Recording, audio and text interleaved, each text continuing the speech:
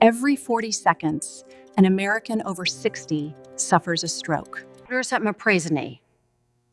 Here's what makes that statistic terrifying. 91% of them check their blood pressure regularly.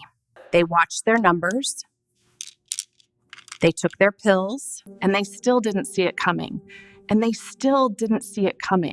Framingham Heart Study tracked over 5,000 adults for more than 30 years. What they discovered changed everything cardiologists thought they knew about blood pressure and aging. One of those two numbers on your monitor, the one most people ignore, turned out to be the strongest predictor of stroke, heart failure, and early death in seniors. Stronger than cholesterol, stronger than family history, stronger than the number everyone obsesses over. Yet somehow, millions of older adults are told their blood pressure is fine for their age while real damage slowly accumulates. If that doesn't concern you, it should concern you.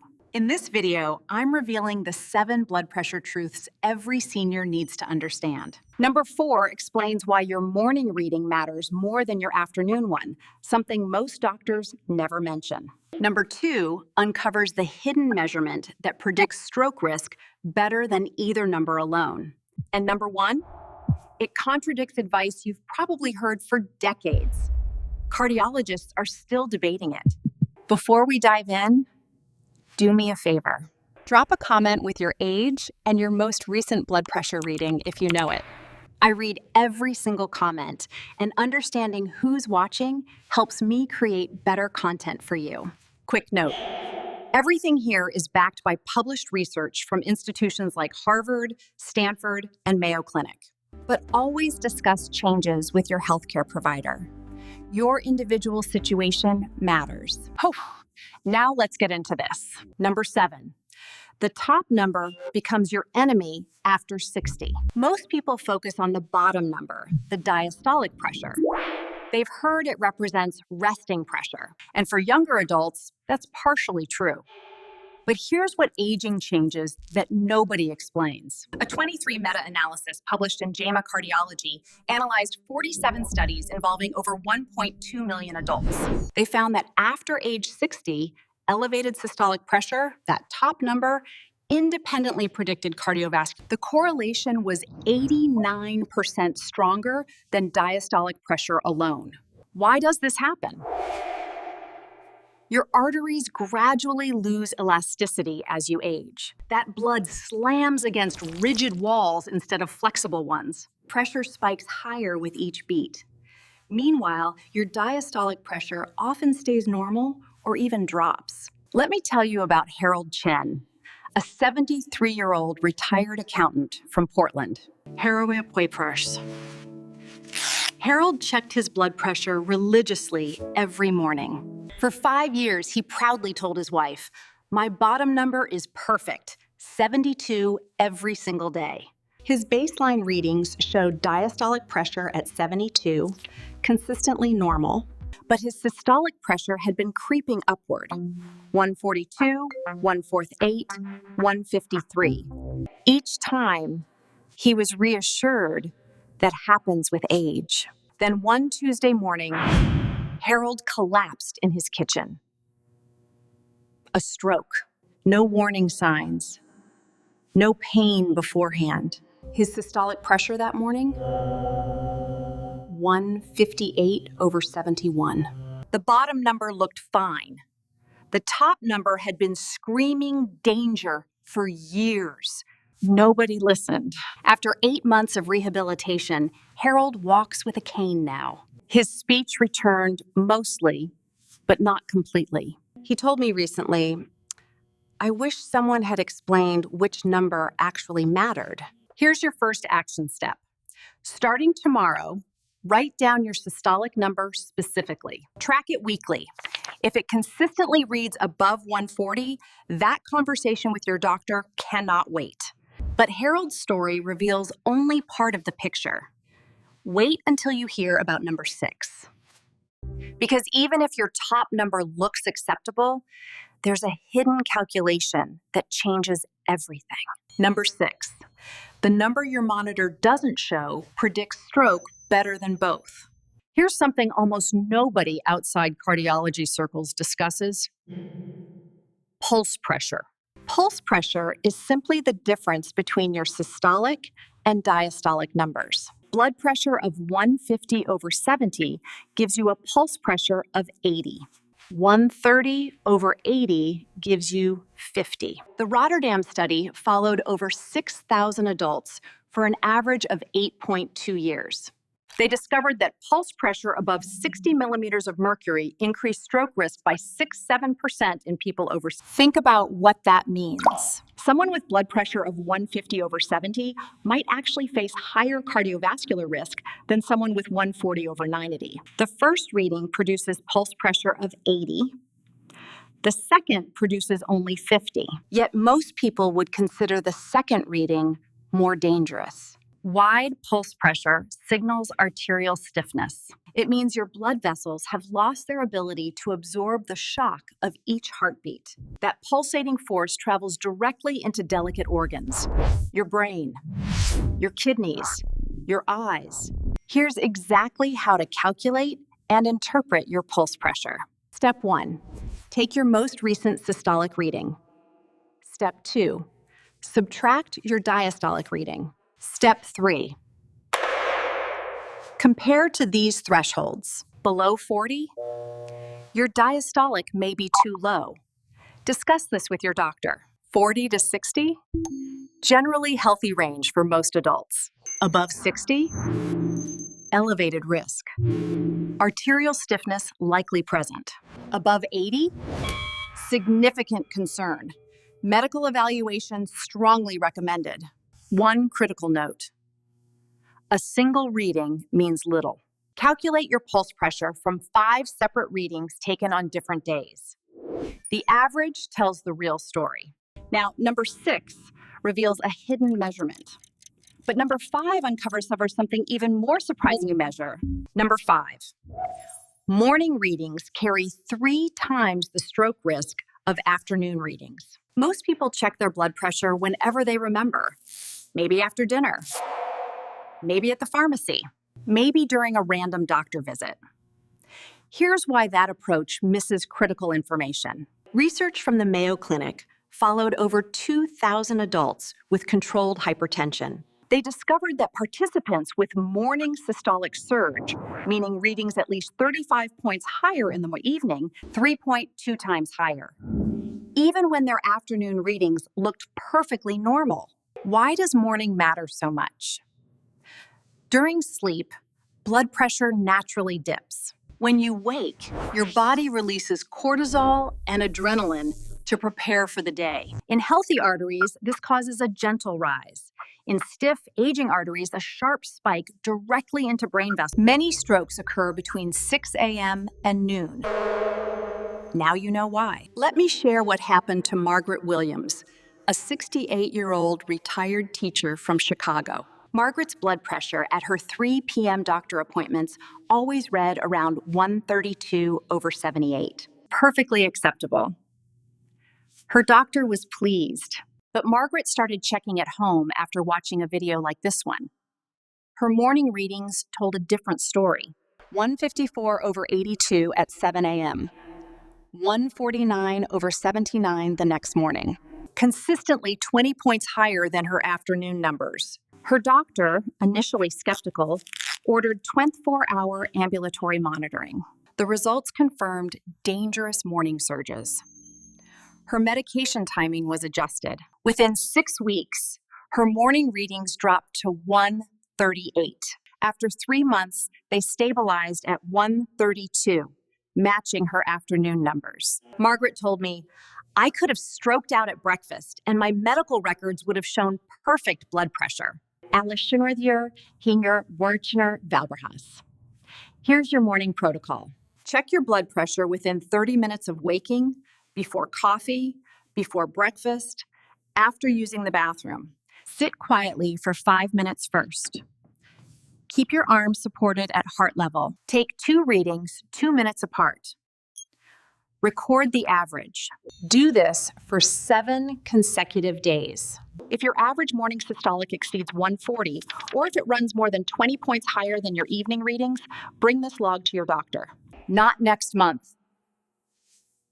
This week. Morning readings reveal danger that afternoon visits hide completely. But number 4 exposes something even more concerning about the advice you've probably heard your entire life. Number 4, the 140 target that protects younger adults can harm seniors. For decades, the magic number was 140/90. Below, that meant controlled. Above, that meant treatment. Simple, clean, universal. Then the SPRY-NT trial changed everything. The Systolic Blood Pressure Intervention trial, published in 2015, randomized over 9,000 adults to either standard treatment. The results shocked the cardiology world. Intensive treatment reduced cardiovascular events by 25%. Headlines everywhere declared lower is better. Doctors pushed harder. Medications increased. But here's what those headlines missed. The SPRINT trial excluded adults over 75 with certain conditions. And subsequent analysis revealed something troubling. A 2019 follow-up study published in Hypertension journal examined over 4,000 adults aged 75 and older. They found that systolic pressure below 120 increased fall risk by 43%. Dizziness-related too high damages organs. Too low starves them. The target zone shifts with age and frailty. Here's the mechanism. When systolic pressure drops aggressively, diastolic pressure often drops too. Below about 60 diastolic, coronary arteries may not receive adequate blood flow during the heart's resting phase. The heart literally doesn't get enough blood supply, even though the numbers look better on paper. The sweet spot for most seniors appears to be systolic between 120 and 140, with diastolic maintained above 60. But this varies based on individual factors, including kidney function, heart condition, and medication tolerance. This is why symptoms matter as much as numbers. Dizziness when standing, unusual fatigue, mental fogginess, feeling unsteady. These aren't just side effects to tolerate. They're warning signs that blood pressure may be overcorrected. One specific action. If you experience any of these symptoms after a blood pressure medication change, don't wait for your next appointment. Contact your provider within 48 hours. Document exactly when symptoms occur and what you were doing. We've covered targets. But number 3 reveals why the advice to cut all salt might be making things worse for some seniors. Number 3. Extreme salt restriction backfires in many older adults. You've heard it 1,000 times. Cut the salt. Lower your pressure. Simple advice. Universally applied. And for some people, dangerously wrong. A 2022 study from McMaster University followed over 28,000 adults across 5 continents. They found that sodium intake below 3 grams daily was associated with increased cardiovascular events and mortality, not decreased. The lowest risk occurred between 3 and 5 grams daily. Wait, eating more salt was safer than eating less? How does that make any sense? Here's the mechanism. Extreme sodium restriction reduces blood volume. In older adults already at risk for dehydration, this can cause dangerous drops in blood pressure, especially upon standing. It activates the renin-angiotensin system, which paradoxically can stiffen arteries over time. And it may increase insulin resistance, creating metabolic problems. This doesn't mean salt doesn't matter. It absolutely does. But the relationship is more nuanced than eliminate all salt immediately. Here's the balanced approach.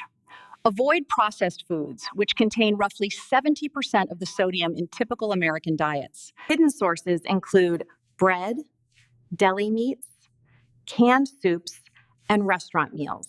One fast food meal can contain 3 days' worth of sodium. But don't fear the salt shaker on whole foods.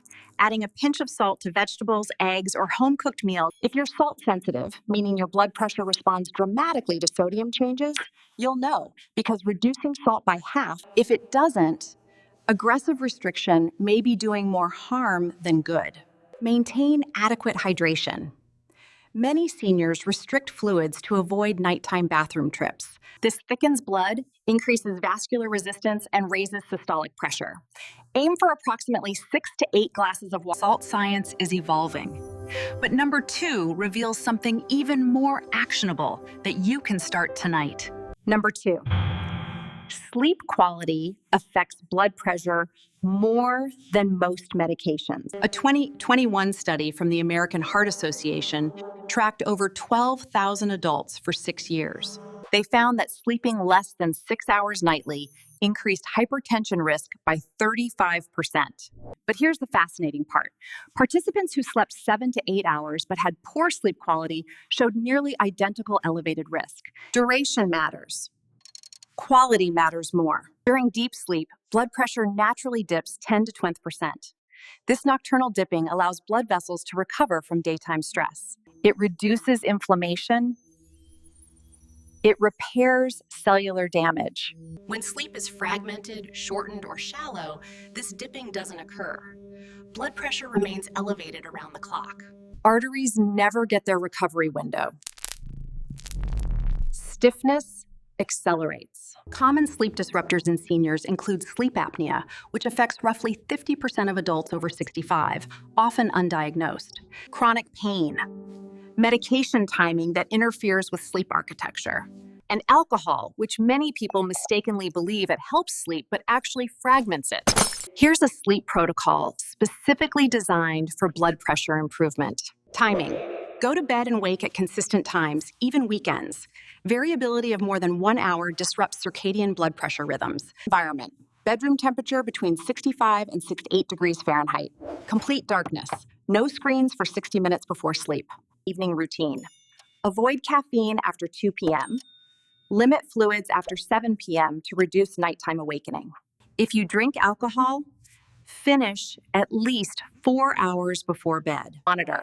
If you snore loudly, wake gasping, or feel exhausted despite adequate sleep time, discuss sleep apnea screening with your doctor. Treatment with CPAP has been shown to reduce systolic pressure by up to 10 points in people with moderate to severe apnea. One patient, Robert Torres, 69 years old from Phoenix, had blood pressure of 152/86 despite 3 medications. He assumed he slept fine because he fell asleep easily.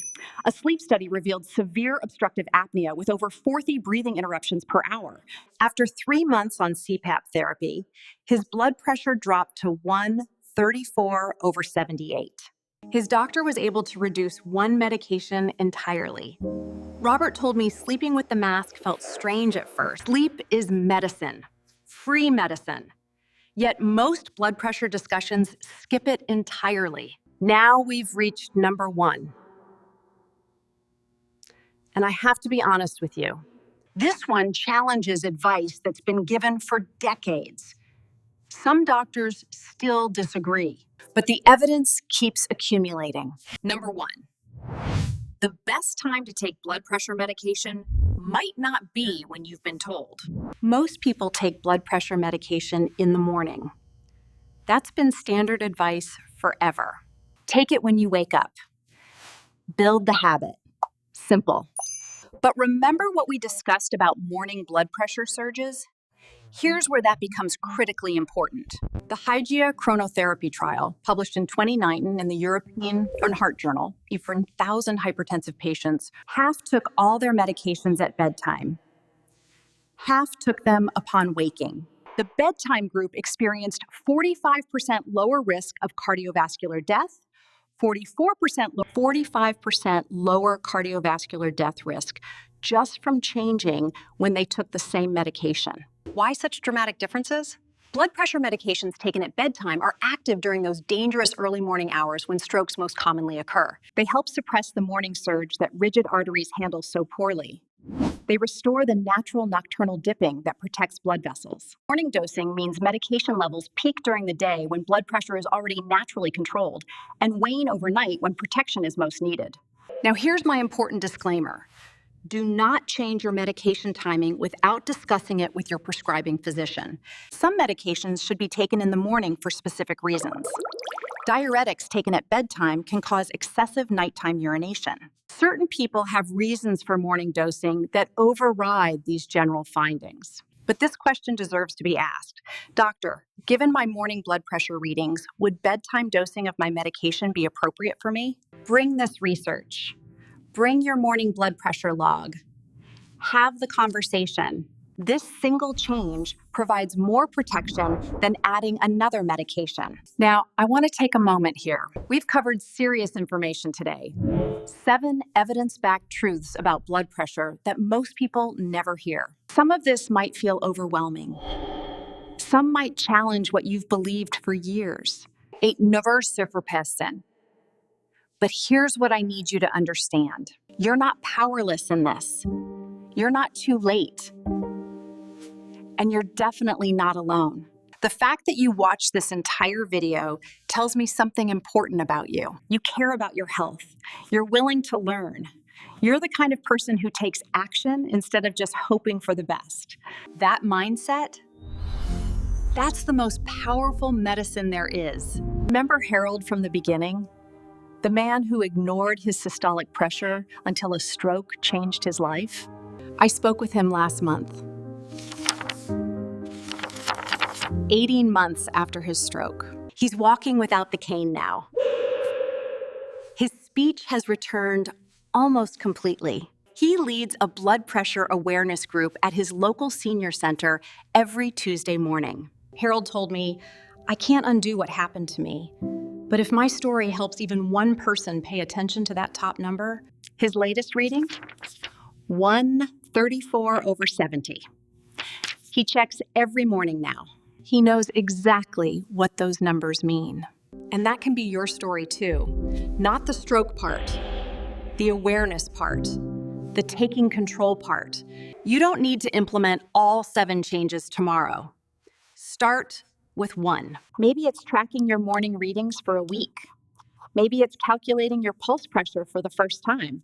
Maybe it's having that conversation about medication timing. Pick one thing. Try it for 7 days. See what you learn about your own body. Then come back and tell me about it. Because this channel isn't about me lecturing you. Every week, I read through your comments. Your questions shape future videos. Your experiences help others facing the same challenges. If this information opened your eyes, subscribe so you catch next week's video. I'm covering the 5 morning habits that lower blood pressure naturally, backed by research most people have never seen. The 3rd habit takes less than 3 minutes and reduced systolic pressure by 11 points in a Johns Hopkins study. Check the description for links to every study I mentioned today, plus a printable blood pressure log you can start using immediately. Drop a comment telling me which of these 7 truths surprised you most. And tell me your biggest blood pressure question. I personally read them and often create follow-up content based on what you ask. Take care of yourself. You deserve it. Your best years aren't behind you. I'll see you in the next one. Reverm and Sherm and Tarnius Verishorn.